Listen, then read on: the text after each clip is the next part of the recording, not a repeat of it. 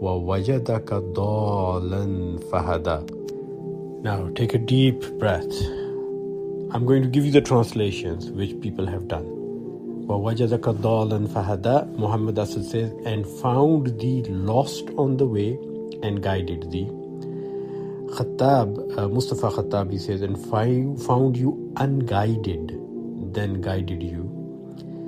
Malik says, and found you lost, and then guided you. And Mamadou Pickthall says, found you wandering and directed thee. And Yusuf Ali says, found you wandering and gave you guidance. And the reason why such harsh, difficult words are being chosen about being lost and unguided and wandering, because people relate it to Surah Al-Fatiha, where Allah Ta'ala has said, غَيْرِ الْمَغْضُوبِ عَلَيْهِمْ وَلَا الضَّالِينَ. And when they translate وَلَا الضَّالِينَ in Surah Al-Fatiha, the translators have used words like astray, lost the way, people who have lost their way, people who have gone astray.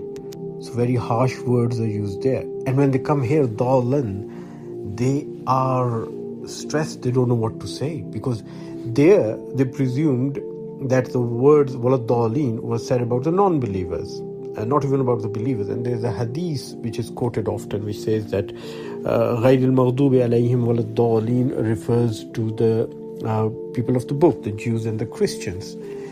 And when people came to translating, they went out of their way to choose the most difficult, displeasurable words they could find, because this is used for the non-Muslims, the people of the book. So let's hit them hard.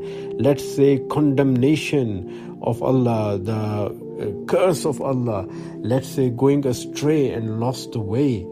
But they don't realize that Allah is Rahman and Rahim. And Allah Ta'ala does not want to use very harsh and very derogatory words for any of his creatures. He loves them all.